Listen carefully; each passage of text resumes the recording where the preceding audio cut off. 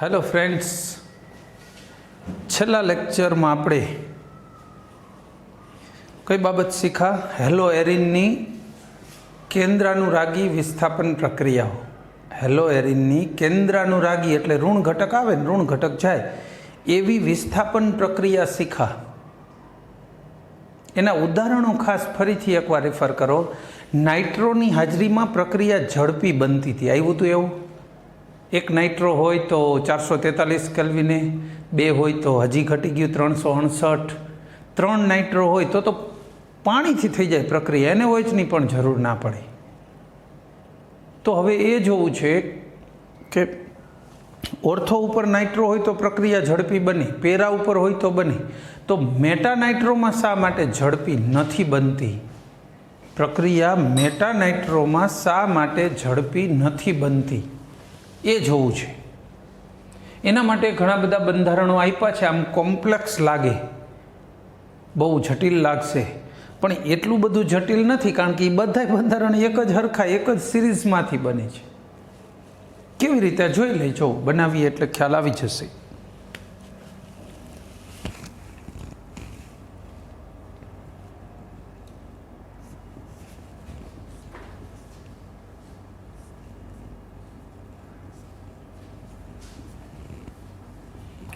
आ Cl any साथे नाइट्रोने जोड़ी दे, ortho में जोड़ी शकाय। पछी जरूरी नहीं कि आ डबल बंध अहींया ज देखाड़ेला, 3 एकांतरे द्विबंध एटले ओके। पछी रोटेशन ई प्रमाणे करवानुं। पहलो तबक्को आमां OH नो जोड़ावानो जे तबक्को छे ए हमेशा धीमो तबक्को होय।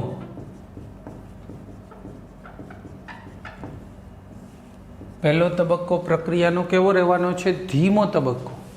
आ OH छे ने ए अहींया एटेक करशे कार्बन ऊपर पोताना इलेक्ट्रॉन लईने, એટલે આ ઇલેક્ટ્રોન ઓર્થોમાં જતા રહેશે। તો અહીંયા આપણને કેવું બંધારણ મળી જવાનું છે?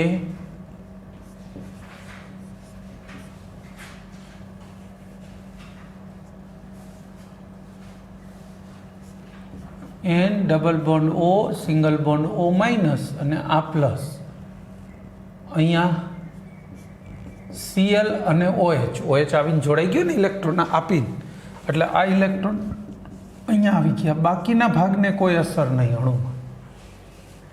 બસ હવે આને નાને ફેરવવાનું જ છે, કશું જ નથી નવું। બધા સ્ટ્રક્ચર નોખા નોખા નથી કરે। આ ઇલેક્ટ્રોન અહીંયા આપે અહીં બીજો બંધ બનાવવા માટે વચ્ચે, એટલે આ ઇલેક્ટ્રોન અહીં પેરામાં આવી જાય। વક્રતીર ઇલેક્ટ્રોનનો ગતિમાર્ગ સૂચવે, બરાબર? એવું તો આપણે અનેક વાર કહી દીધું, આવી ગયું છે। Cl અને OH અહીંયા શું લખશું?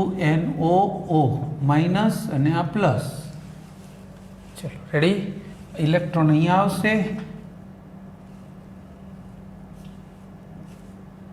આ ઇલેક્ટ્રોન અહીંયા આપે બંધ બનાવવા માટે, તો આ ઇલેક્ટ્રોન ક્યાં જતા રહીએ? આ ઓર્થોમાં નાઇટ્રોજન જે કાર્બન હારે જોડાયેલો છે ને ત્યાં।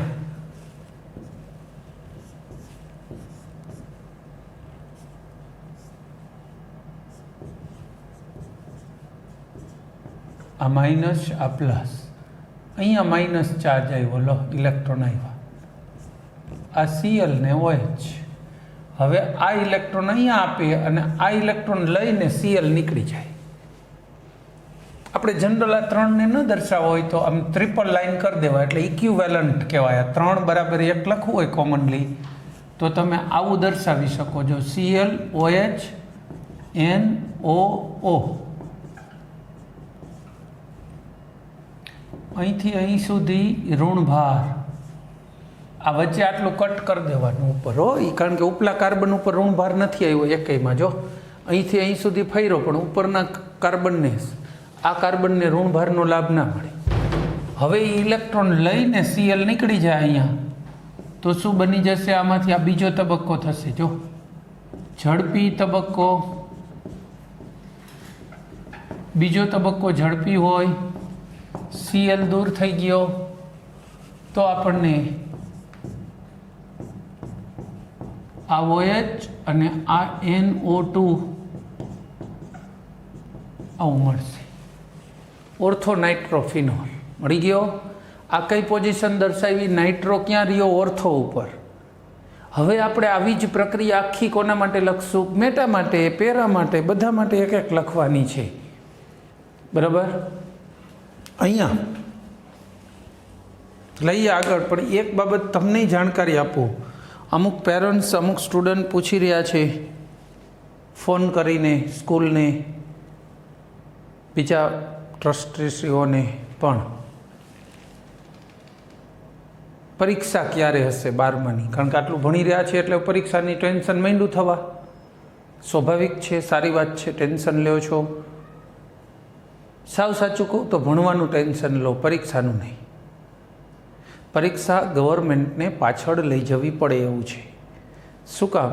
220 દિવસ કાર્ય ન થવા જોઈએ વર્ષ દરમિયાનના, તો વાર્ષિક લઈ શકાય. આ વર્ષે એટલા દિવસો થતા નથી. એટલે શું કરવું પડે? દિવાળી વેકેશન ટૂંકાવી નાખે, વાર્ષિક પરીક્ષા માર્ચને બદલે જૂનમાં લઈ જઈ શકાય, એવા વિકલ્પો વિચારી શકાય. સિલેબસ કટિંગ કરવાનો વિકલ્પ છે એ સૌથી છેલ્લો વિકલ્પ છે. બીજું 10-15% સિલેબસ કટ કરી શકાય. એમ ન કહેવાય કે 50% કટ. એમ એક સેમેસ્ટર કટ ને એક જ ભણો ને વાર્ષિક પરીક્ષા આપી દો, એવું શક્ય નથી. તો પછી આ સેમેસ્ટર તો ઓલમોસ્ટ પૂરું થઈ ગયું. હજુ આપણે આ મહિનામાં તો સ્કૂલો રેગ્યુલર કરી શકશું નહીં. 21 તારીખથી એવું છે કે ભાઈ સ્કૂલ ખોલી શકશો, પણ માત્ર જે વિદ્યાર્થીઓને ડિફિકલ્ટી હોય અને સામેથી સ્કૂલે આવે તો એને જ ખાલી એટલી ડિફિકલ્ટી કરાવીને જવા દેવાના, એને ભણાવવાનું નથી આગળ. તો આવી હાલતમાં આપણે આગળ ભણાવી તો શકવાના નથી. તો પછી તમારા પાસે ઓપ્શન કયું બચશે?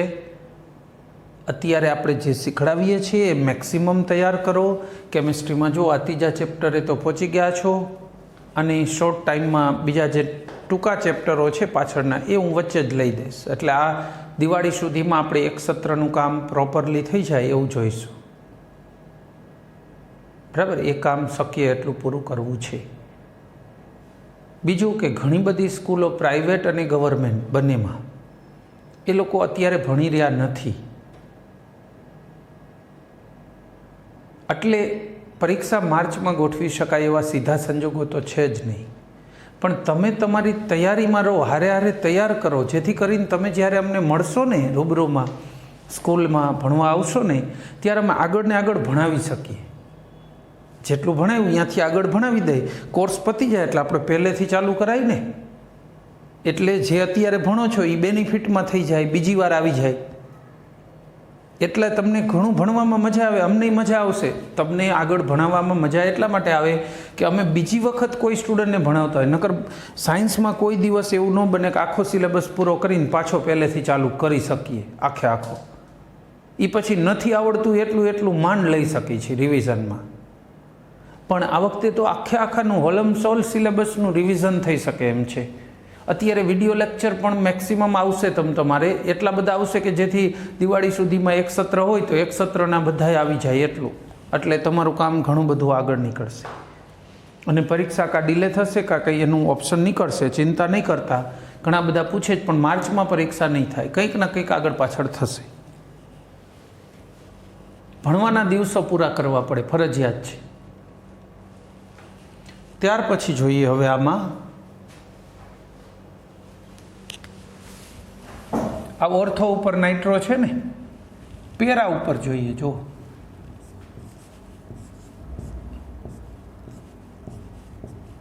આ Cl, પેરા ઉપર નાઇટ્રો, આ માઇનસ, આ પ્લસ. હવે OH એટેક કરે છે. અહીંયા આ ઇલેક્ટ્રોન ક્યાં શિફ્ટ થઈ ગયા? આના ઇલેક્ટ્રોન છે એટલે જ વક્રતીર છે. આ ઇલેક્ટ્રોન ઓર્થોમાં જતા રહ્યા. ચલો ધીમો તબક્કો,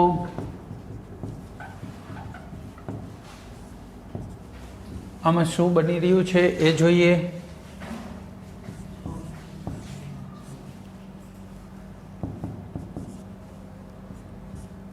Cl OH NOO માઇનસ અને અહીંયા પ્લસ.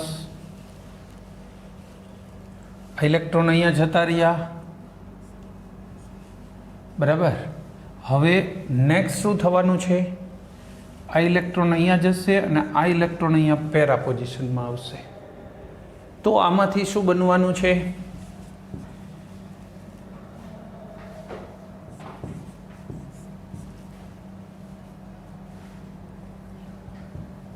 આ માઇનસ ભાર પેરામાં આવી ગયો જો.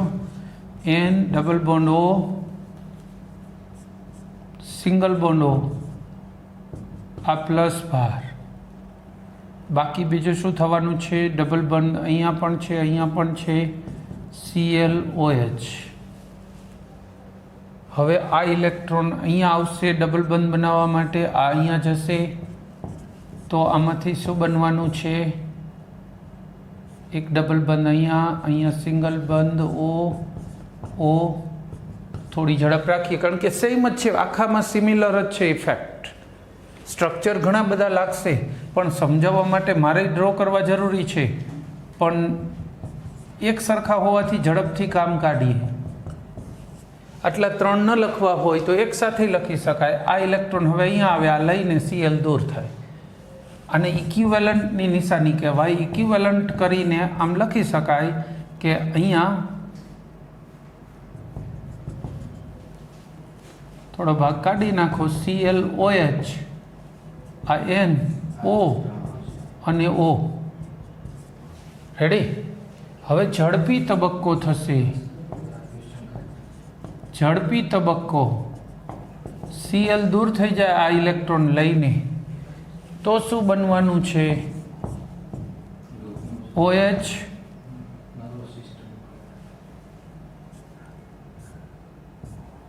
અને અહીંયા NO2. પેરા નાઇટ્રોફિનોલ બની ગયું. હવે આવી જ બાબત કોના માટે આપણે જોઈશું? મેટા માટે. તો મેટા માટે જોઈએ. સેમ સિચ્યુએશન છે, સેમ બંધારણો છે. દોરવા માટે કંઈ નવું શીખવાની જરૂર પડે એવું નથી. આ Cl મેટામાં NO અને O, આ માઇનસ ભાર, આ N ઉપર પ્લસ ભાર છે. OH જોડાશે એટલે આ ઇલેક્ટ્રોન લઈને ક્યાં એટેક કરશે? આ કાર્બન ઉપર. આ ઇલેક્ટ્રોન ઓર્થોમાં જતા રહેશે. આ તબક્કો કેવો છે? ધીમો તબક્કો. તો આમાંથી શું મળવાનું છે એ લખીએ.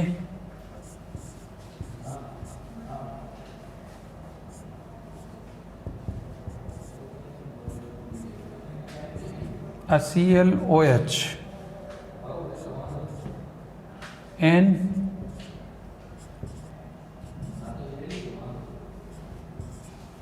રેડી. હવે આ ઇલેક્ટ્રોન અહીંયા જશે તો આ ઓર્થોમાં જશે, એટલે પેરામાં.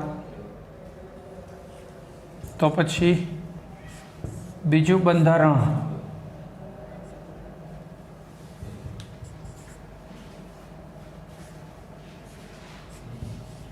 N double bond O single bond O, આ પ્લસ ભાર, ClOH. આ ઇલેક્ટ્રોન અહીંયા જાય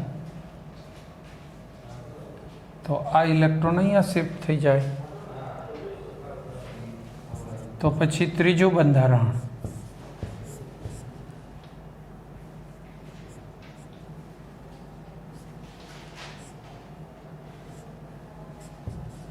N double bond O minus, આ નાઇટ્રોજન ઉપર પ્લસ ભાર, અહીંયા ઋણ ભાર, ClOH. આટલા બધા ન લખવા હોય 3 તો એક ઇક્વિવેલન્ટ બંધારણ લખી દઈએ.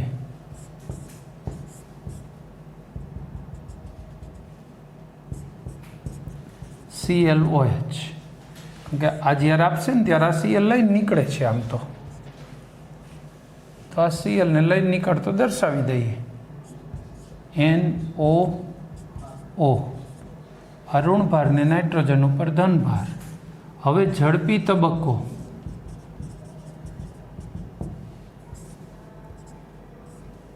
ઝડપી તબક્કો થશે તો શું મળશે?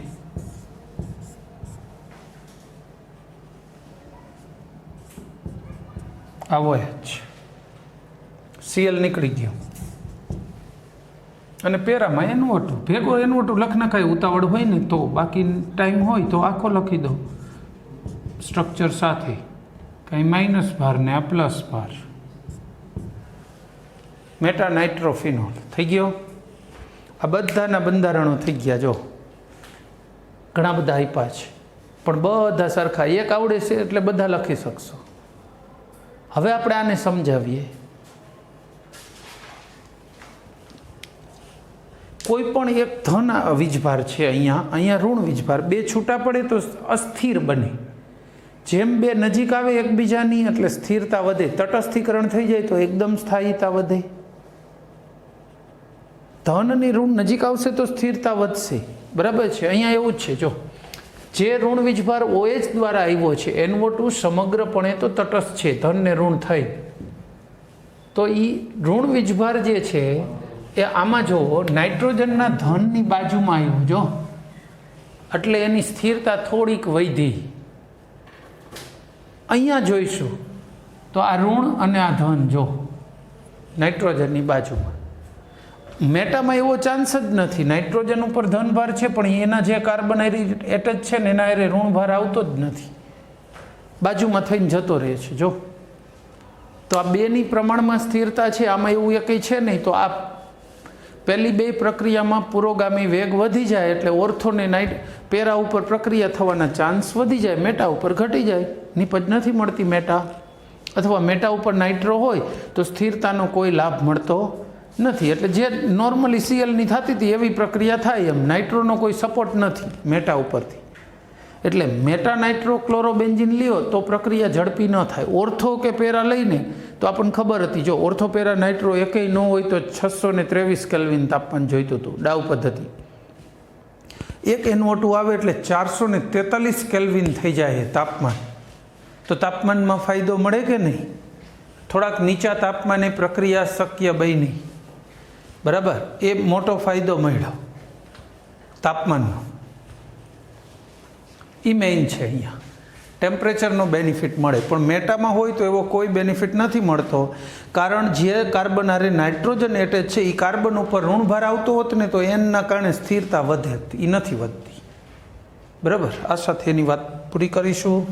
બંધારણો દોરવા ઇઝી છે, એક આવડશે બધા આવડી જાય. બીજાને તો એવું લાગે કે ઓહો આટલા બધા બંધારણ, આ બધું ક્યારે યાદ રહેશે, શું સમજીશું? પણ એવું બધું કંઈ છે નહીં.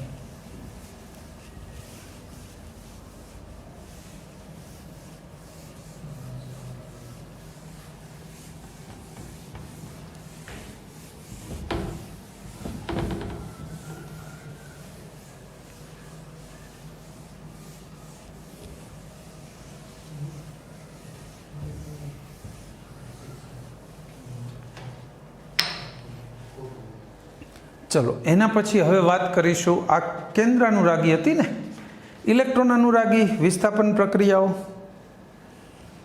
જે અણુની કેન્દ્ર અનુરાગી વિસ્થાપન મુશ્કેલ હોય ને એનું ઇલેક્ટ્રોન અનુરાગી સરળ હોવું જોઈએ, પણ અહીંયા નથી. હેલોજનમાં એવી અપેક્ષા છે નહીં.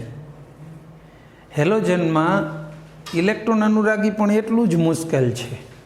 શું કામ મુશ્કેલ છે એનું કારણની પછી ચર્ચા કરીએ, પણ મુશ્કેલ છે. પ્રક્રિયા કયા સ્થાન ઉપર થાય છે? ઓર્થો ને પેરા. શા માટે? એનો જવાબ આપણને સંસ્પદનમાંથી મળશે. એક્સ.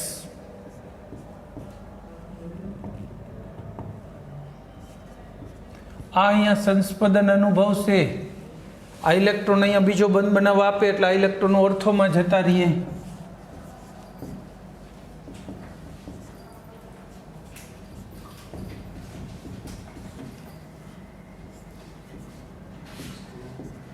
આ ઇલેક્ટ્રોન અહીંયા આપે એટલે આ પેરામાં જતા રહીએ.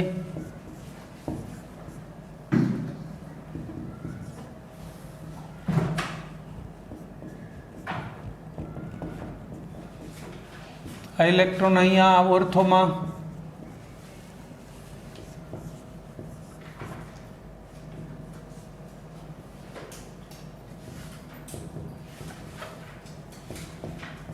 એક્સ. આ ઇલેક્ટ્રોન અહીંયા એટલે આ ઘરે પાછા હતા ત્યાં ને ત્યાં.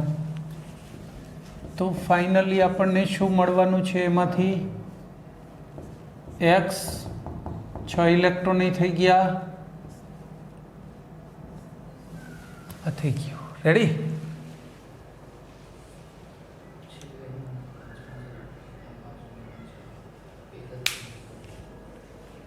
આ થઈ ગયું.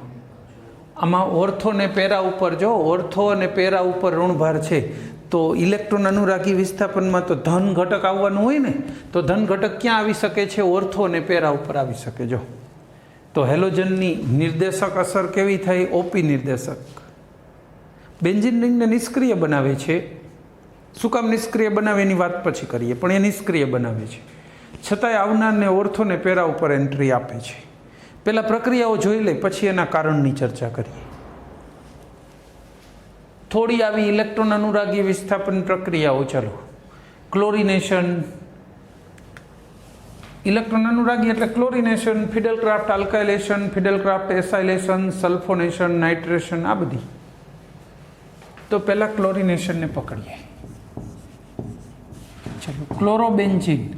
આનું ક્લોરિનેશન FeCl3 વડે થાય. Cl2 જનરલી હોય જ થોડો. ગરમ કરવાનું, ફિક્સ તાપમાન લખવું ના પડે એટલે ડેલ્ટા કરી દે છે. ગરમ કરવાનું હોય એવું હોય. Cl ઓર્થો ડાયક્લોરોબેન્ઝીન અને પેરા ડાયક્લોરોબેન્ઝીન. પેરા મુખ્ય નિપજ. જ્યારે પણ ઓપી બે બનતા હોય ને, બે ઓર્થો ડાય વિસ્થાપિત ને પેરા, તો પેરાવાળી હોય ને વધુ બનતી હોય એટલે એ મુખ્ય નિપજ કહેવાય. એ વધુ મળશે. ત્યાર પછી વાત કરી દાય નાઇટ્રેશન. સાંદ્ર HNO3 અને સાંદ્ર H2SO4. નાઇટ્રેશન કરો ClNO2 ઓર્થો નાઇટ્રોક્લોરોબેન્ઝીન. અને બીજું શું મળશે?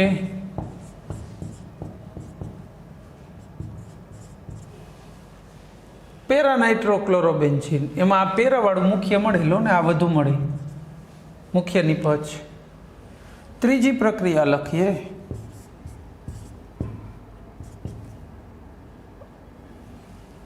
કઈ લખવી છે? સલ્ફોનેશન. સાંદ્ર H2SO4 ગરમ કરો. મળશે શું?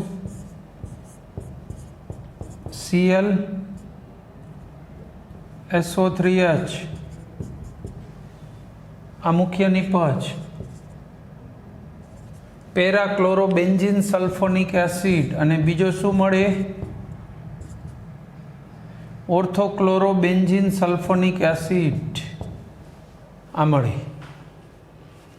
ત્યાર પછી ફિડલક્રાફ્ટ પ્રક્રિયાઓ લઈ લઈએ.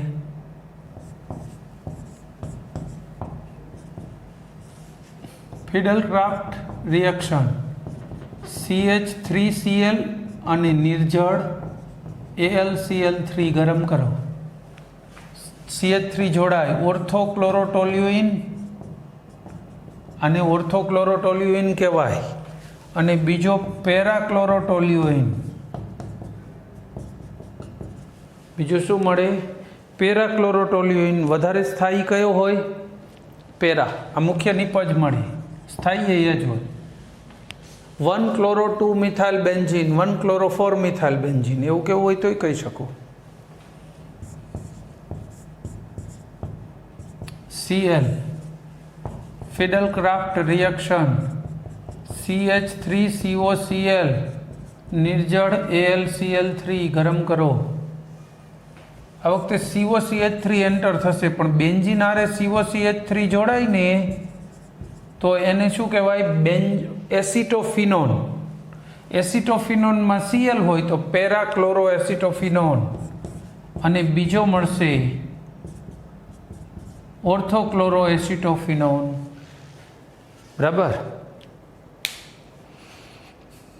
4-ક્લોરો એસિટોફિનોન અને 2-ક્લોરો એસિટોફિનોન એમ પણ કહી શકો. એમાં મુખ્ય કયો હોય? પેરાવાળો. તો આ બધી થઈ ગઈ ઇલેક્ટ્રોન અનુરાગી વિસ્થાપન પ્રક્રિયાઓ. હવે આપણે એ જોવું છે કે આ પ્રક્રિયા મુશ્કેલ શા માટે છે? આ પ્રક્રિયાને મુશ્કેલી શું છે? સ્ટડી કરીએ.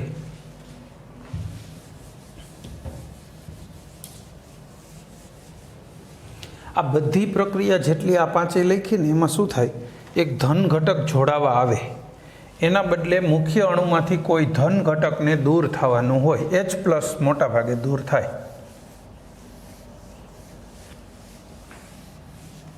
ધનના બદલે ધન, બરાબર. હવે આ જો તમે બંધારણો બધા ધન ઘટકને આવવું હોય તો ક્યાં એન્ટ્રી મળે એવું લાગે છે? આમાંથી કોણ એવા બંધારણો છે કે જે ધનને આવકારે કે હા આવી જાઓ, અહીંયા એટેચ થઈ જાઓ?